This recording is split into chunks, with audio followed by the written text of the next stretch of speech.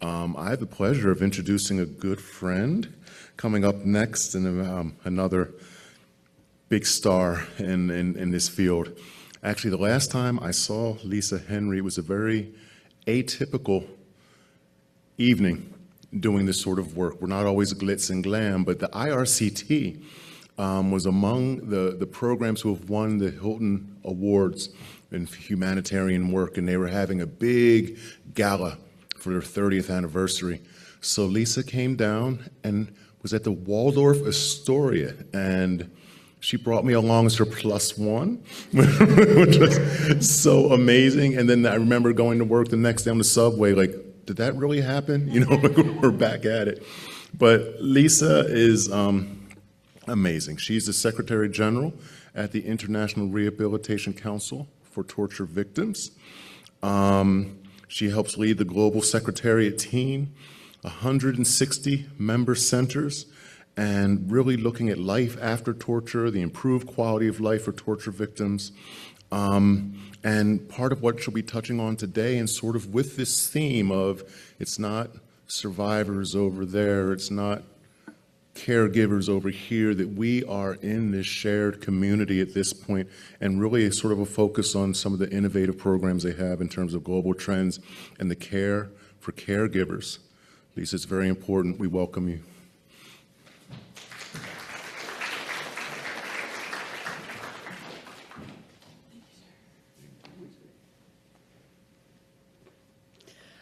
It's a delight to be here. It always is. It's a reality check, and it's also a way of connecting what's going on around the globe.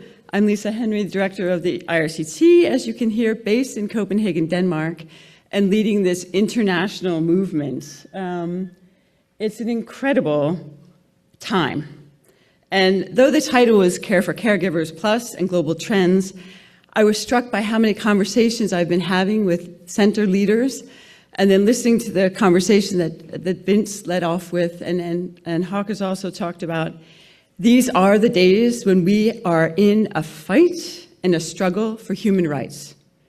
We see it all over Europe, this shrinking space, people talking about let's interpret the human rights law differently. It's time to maybe move away. And so I say to you, we really have to be careful and stand strong around the connectivity between basic human rights and the work we do for torture survivors. This struggle, as you know, is not new. And again, a center leader, and this is one of the strong leaders from the movement way back when in Zimbabwe, said, this is not new, Lisa. Don't act like all this change and all this upheaval is something we haven't seen before. History repeats itself. And remember that. So it will get worse before it gets better, but times will change. And then I think about Inga Genefke.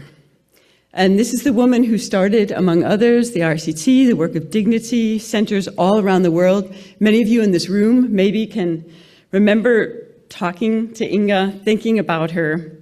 She's the one that is responsible, I think, not singularly, because it takes a community, and we've been all part of this, but for building this that you see on the screen here. Centers all around the world. Some of them not with a big sign on the door, some of them in a back room with 3 or 4 staff and their volunteers, others proudly displaying that they are a torture center for rehabilitation of torture survivors. It's just an incredible place to be in, where she's able to say, this is still important, Lisa. And she says that to me often. She is responsible, as we are all, for this cool group of people you see on the screen today. And I think this is about care for caregivers. I think this is about survivors speaking up.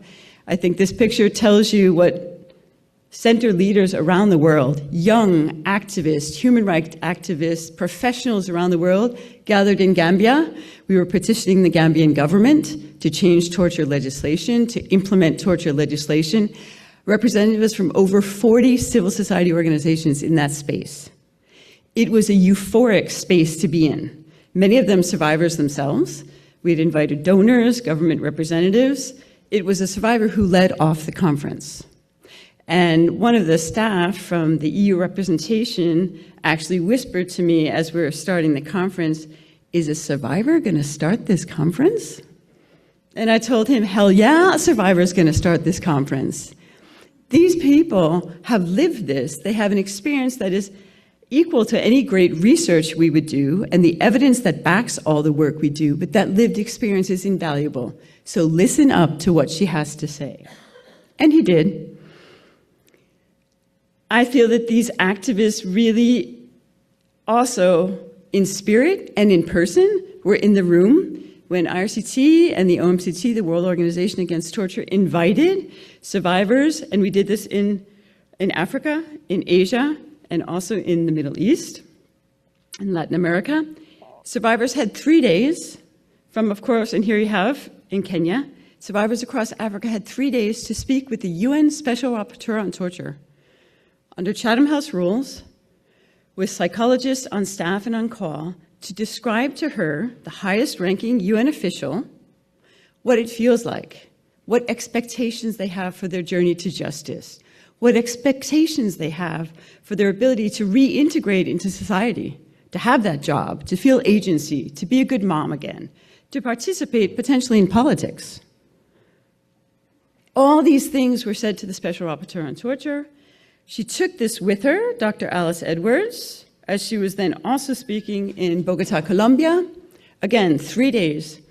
She came out of it telling me, this is really difficult work, Lisa. This is really quite brutal, I have to say. She's a trained lawyer. She's heard a lot of this before. She's also part of the editorial board of the Torture Journal. These are not new stories, but the proximity, the face-to-face interaction over multiple days, and from different continents, and hearing different types of experiences, different age groups, different genders, different types of torture, different political scenarios, I think it really made a difference. And not least that out of each of these different events, the survivors produced their own statements. Not only did they produce WhatsApp groups, which are lively and bubbling with all kinds of information, they're sharing advocacy messages, they're sharing health messages, they're sharing where you can get good jobs these days. There's a lot going on in these WhatsApp groups. In a way, it would be a study in and of itself to see what happens when you get people together in that way. And there's no monitoring of the space, so they're really able to engage with each other. But on the formal side, they produce statements. And the statement in Nepal went directly to the government of Nepal. This is our expectations. This is what we want to be doing. And Dr. Alice Edwards took it back with her.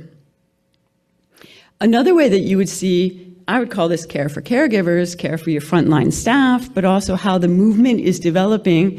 Here is it's Leila Chiskarashvili. She used to be the president of IRCT. We're on the streets in Tbilisi here. This is her group of psychologists.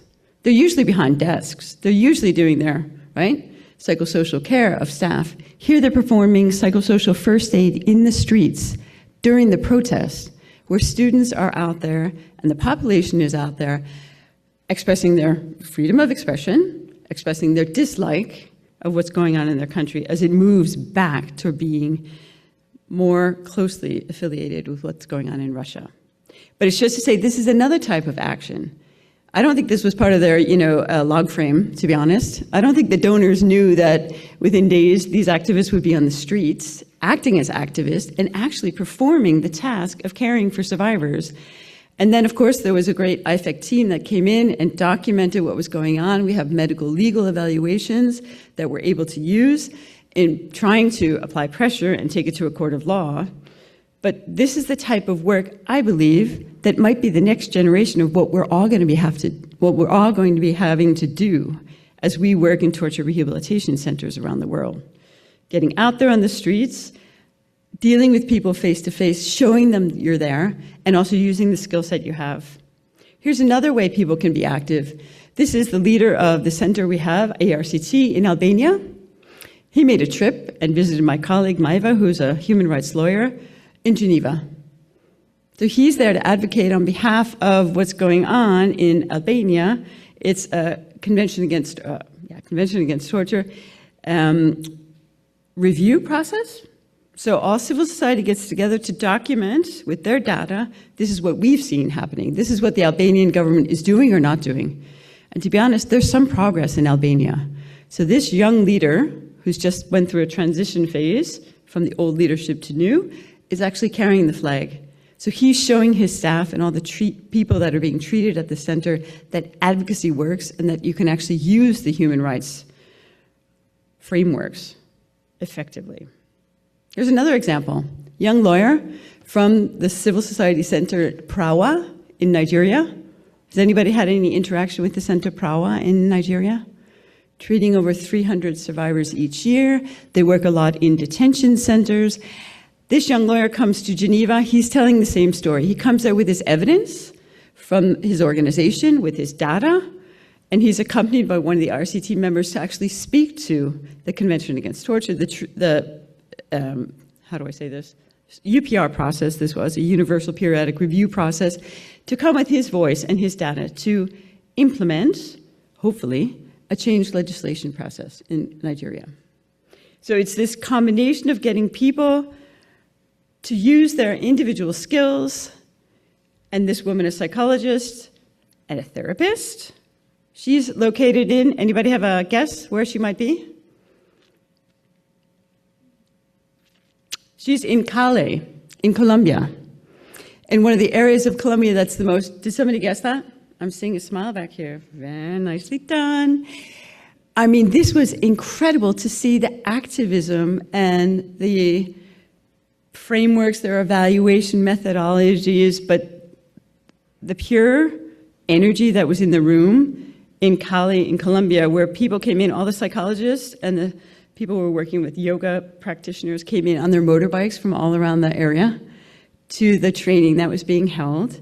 And it was psychosocial care, and it was survivors in center, and they were using also some homeopathic remedies.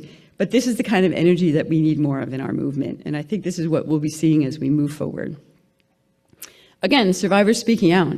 Here we had one of the survivors who sits on the executive committee of IRCT. He was invited to come to the White House and speak with Kamala Harris about what it's like to be a survivor. What are his ambitions as he works with Freedom from Torture in the UK? So again, bringing that voice directly and advocating directly with decision makers to see if you can't get through the goalposts with your lived experience. Same thing happens when we go out, and this is James Lynn and some of the team who are doing, and this is a training about the IP. Here we're in Peru, and they're working with many of the different people in the prosecutor's office who are interested in learning more about the IP. It's hands-on. It's getting people, so to speak, out of the classroom, and in that way, I think, inspiring a sense of activism and data collection and training and capacity building that binds us together in this global movement. Here yet another example. So these are a crew of people from the Crew Against Torture from Russia who had arrived in Denmark. They came for rest and relaxation. We were able to give them some care. They're on the front lines in Russia. They're fighting the war they can with respect to people who are detained. And there are a lot of human rights lawyers there, and they're bringing cases forward, and they're actually winning quite a few battles there. On a small scale, but still making a great effort. Here we have yet another survivor. This is a survivor from Kosovo, a survivor of sexual violence, sexual torture. Sharetta, and then her daughter, who has suffered intergenerational trauma because of the experience her mom went through. Sharetta is now an advisor to the president in Kosovo. She travels the world. She was speaking at the UN last week. Her daughter is doing the same thing now, speaking out about intergenerational trauma.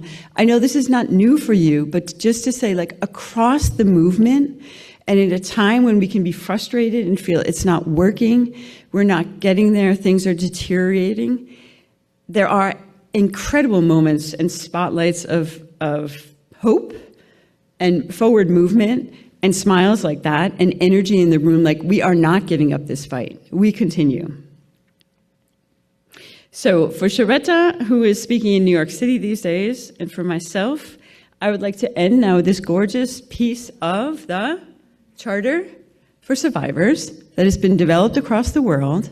And what we're going to do now is see a video that's been developed so you can share a little bit in what they have put together as their own sentences, their statements, their ambitions, their reality brought to the UN Special Rapporteur in a meeting that was launched on March 4th in Geneva at the Human Rights Council. It has been, and this is the talk of the town, it's the best side event ever. The room had over 100 people in it, 30 states were there, and a lot of the states actually immediately endorsed the statement, which is actually quite unheard of. Now we have to hold them to account. But I'd like you to enjoy with us what we feel is something that has very much to do with care for caregivers, putting survivors in center, and finally getting a UN document that's all about survivors, written by them, produced by them, and now we can hold states to account using it. So if we can go over to the video, please.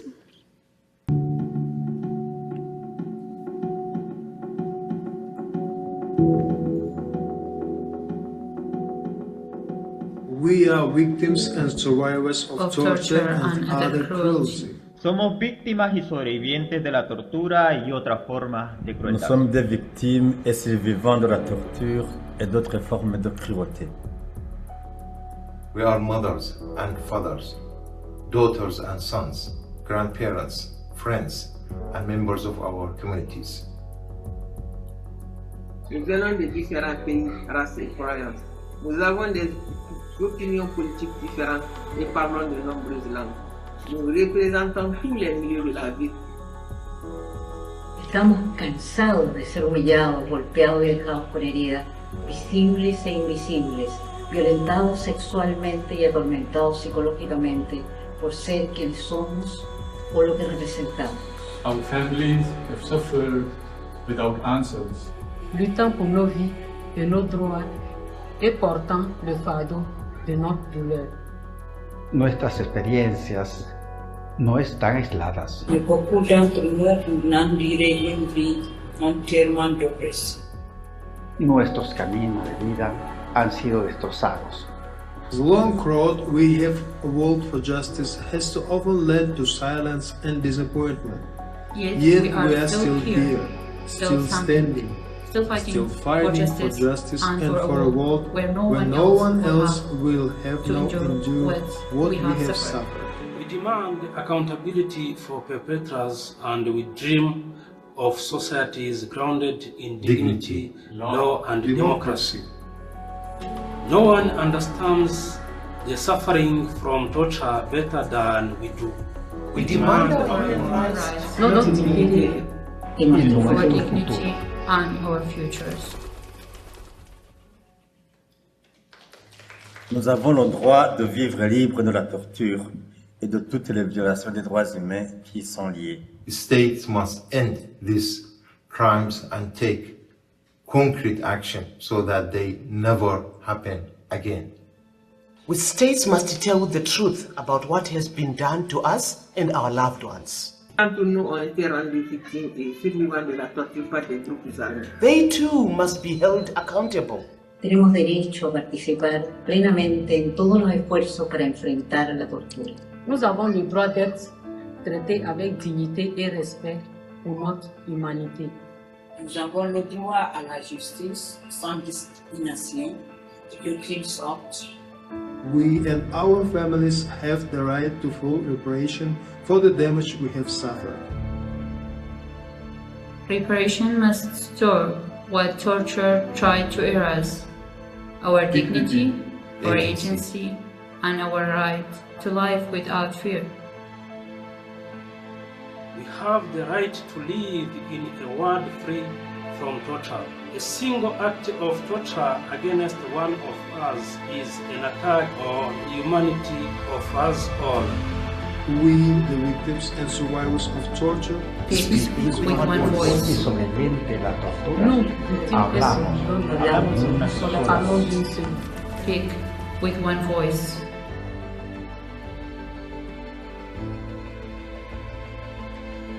Notre douleur a été réduite au silence. Nier et oublier d'autres fois. pero a través de esta carta reclamamos nuestra verdad y nuestro lugar en el mundo. We also demand justice not as an act of charity, but as our basic human right. Hacemos un llamado a los estados, instituciones y todas las personas de conciencia para que se unan a nosotros en poner fin a la tortura en todas sus formas y en todos los lugares. We will continue to tell our stories, to support one another, and to transform our suffering into strength.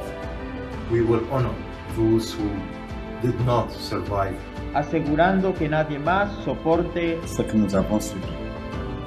Our voices will not be taken from us again. Our voices will not be taken from us again.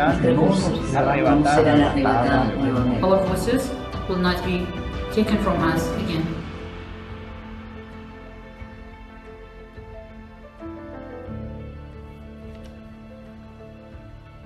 This Survivors Charter has been written by the courage of survivors and victims of torture and other ill treatment.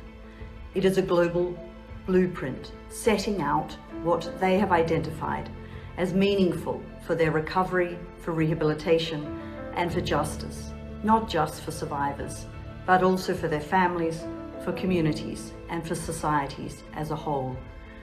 I commend this charter to all United Nations member states, national institutions, civil society organizations, and regional and UN entities and agencies.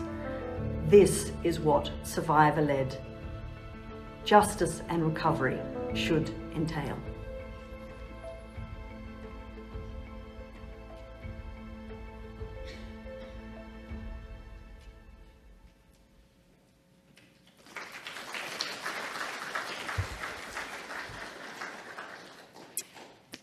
All right. Well, that was the tour de force, and that was the end of actually Dr. Ellis's tenure as UN Special Rapporteur. So this is a legacy that we now have and can use, all of us. I really commend it also as a tool to use in your own organizations. We've done an exercise where we asked staff to read the charter and speak to the paragraph that means most to them. It was incredible, the different paragraphs that people chose. And why? It really opened eyes. So even as a staff and a team building exercise, not least what we should be doing, advocating with decision makers. I'm going to do it with the Danish government soon. That will be interesting to see what they come up with. But I really invite you to use this tool and to enjoy it and to spread the word. So does anybody have questions? We've got 5 minutes left.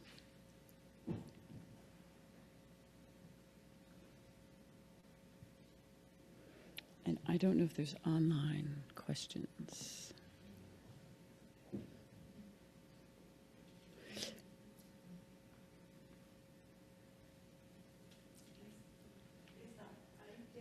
Tell me. There's a mic coming for you. I need a photo with you because this video is global. Being global about the torture.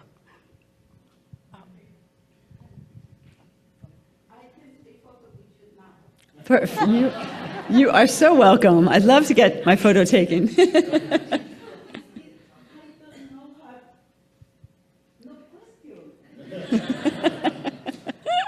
anyone else have any other questions?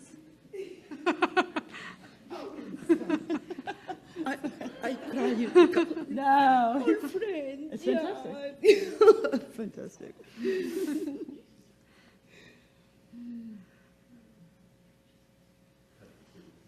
And it's absolutely lovely because Neris is part of the Survivor Advisory Board of IRCT, so she will be the staying power to make sure and hold me to account that we use this charter everywhere possible. It's very hard. Very nice.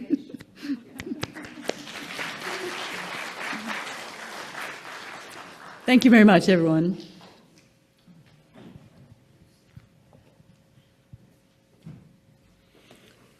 What an amazing moment, what an amazing segue. And Neris will be joining us this afternoon for a panel when we go from pain from promise, for folks who have been through very challenging times and have not gone away from that, but have used their own healing as a way to face it and to make things better.